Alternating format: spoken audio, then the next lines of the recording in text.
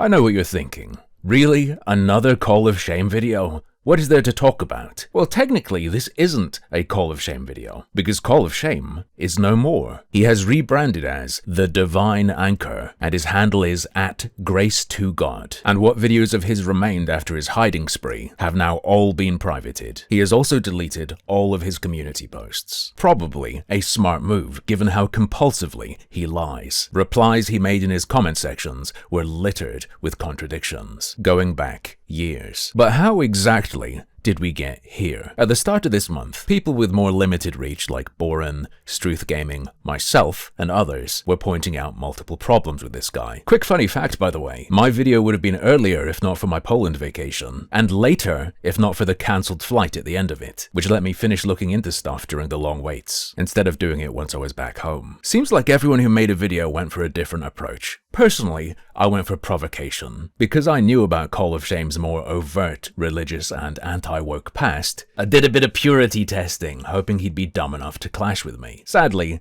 he wasn't, and dodged entirely. Instead, picking Boren's video at random to respond to and ignore most of. He also added terms like my username, Boren, Supergirl. I have to imagine he must have added Struth as well, but I didn't check. He added all of these to his channel blacklist, so that any comments containing these phrases would be held for approval. He also heavily censored his comment section manually. He also announced that the channel that was previously supposedly an entire team was now, as of the last couple months, just him, and that he was previously more just a background research and programming guy, despite for the whole time, the channel relying solely on his credentials to present himself as an authority. Everything stated on the channel was backed up by the idea it was coming from him. So even if the team isn't a lie, he's the only one that ever mattered. And the idea that he can just wash the past away is bullshit. But unfortunately, given that no one with large enough reach was hitting him, he was gonna get away with it. Enough people would be unaware. It wouldn't break containment. Shortly after these smaller videos, Call of Shame announced that he was moving and wouldn't be able to make videos for a while, and that he was gonna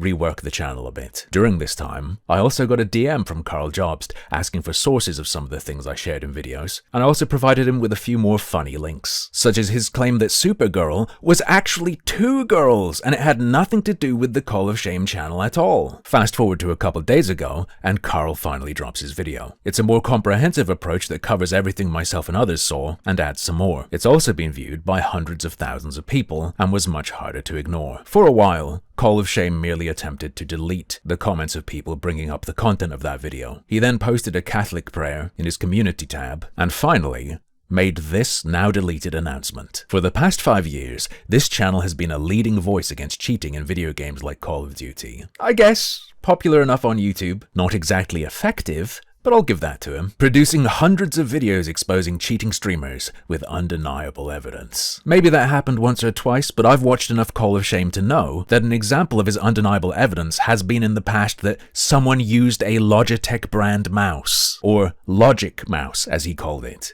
It's a wireless mouse, that's what I use for gaming, and I actually love that mouse. I bet you do. Let's take a look at the official Logic website. You have the ability to load scripts into it via the hub. This is why you will always find a streamer with a Logic mouse.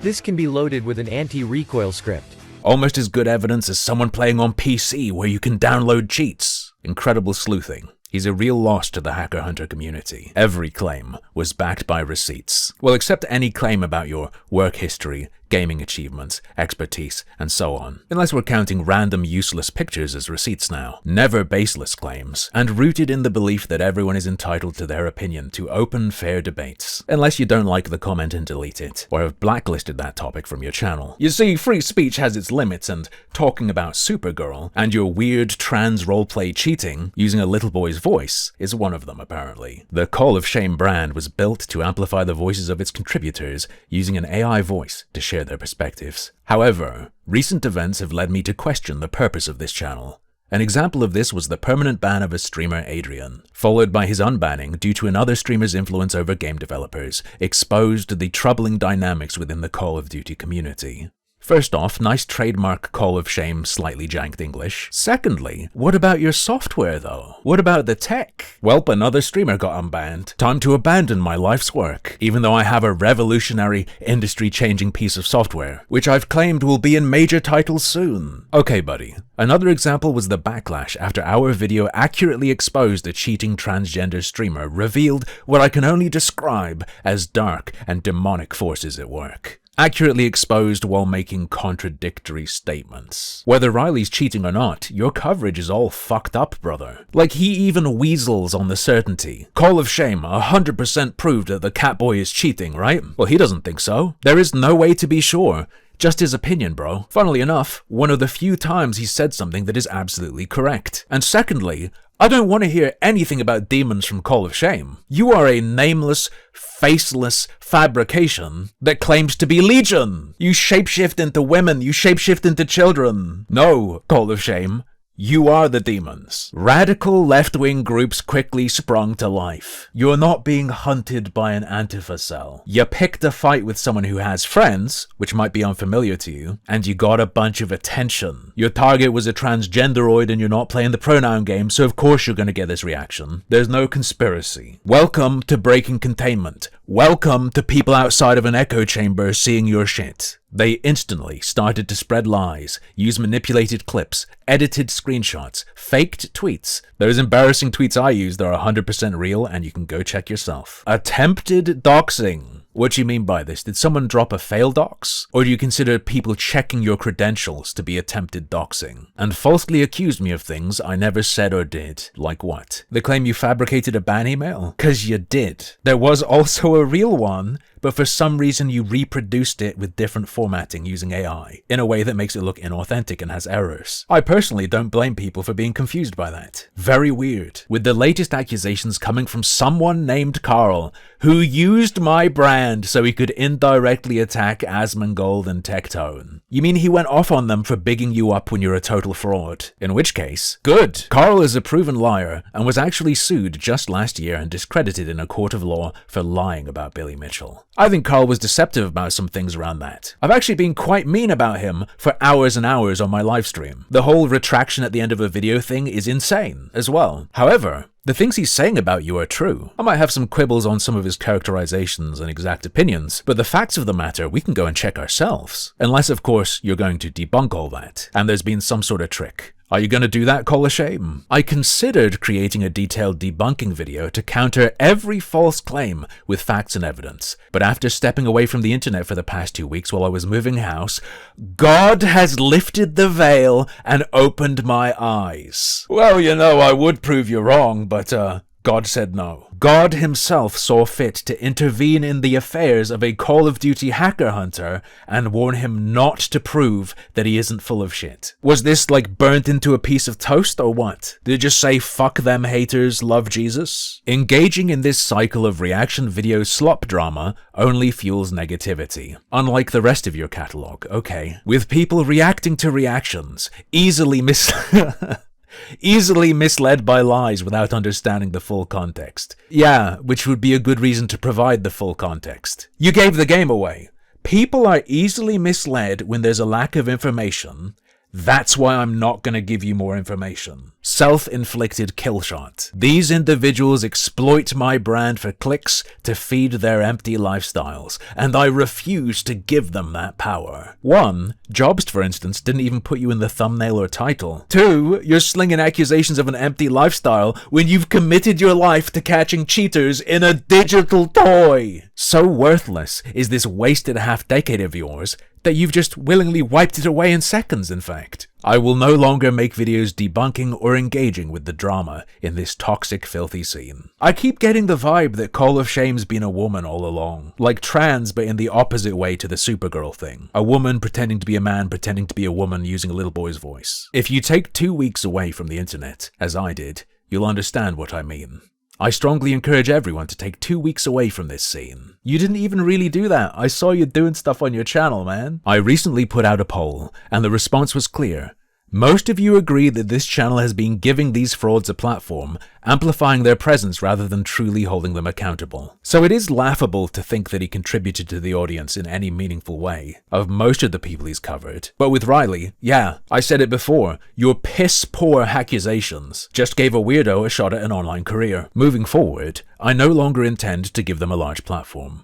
I don't care about clicks, views, or monetization. I never have. You take sponsorships. You've had affiliate links. That's a lie. Flat out. Bullshit. I've grown to dislike making these videos, producing the same content exposing cheaters who are undeniably guilty, except when he then clarifies and says it's just his opinion. It's become tiresome and repetitive. What, after only a couple months? Because remember, he said he was just a researcher in the background and he mostly just was coding anti-cheats and stuff. It's only recently he's been the person making the videos.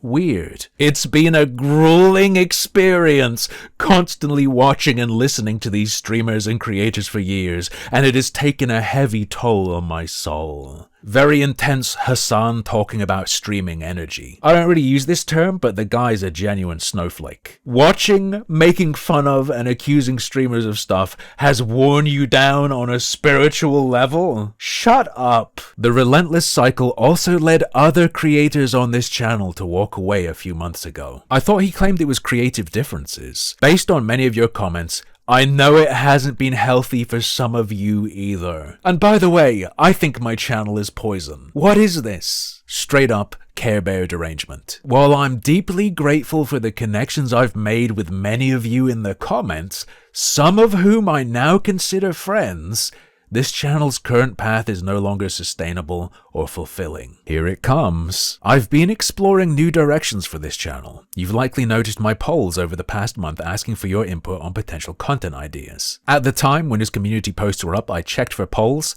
There were polls. There was nothing that would indicate going in this direction though. Let me be clear. I'm not changing the channel because we've run out of material. There's enough drama and content in the Call of Duty community to fuel videos for months. Just months, but it's steeped in a deeply toxic and demonic influence. I believe God is calling me to share something far more meaningful and productive, which I'll elaborate on later in this statement. That's right, AI content farms for Christ. But here's where it goes from being your run-of-the-mill grift pivot to something I think is much more obscene. The tragic murder of Charlie Kirk has shifted my perspective on the world greatly. There are far greater forces at play than the drama surrounding Call of Duty and its streamers.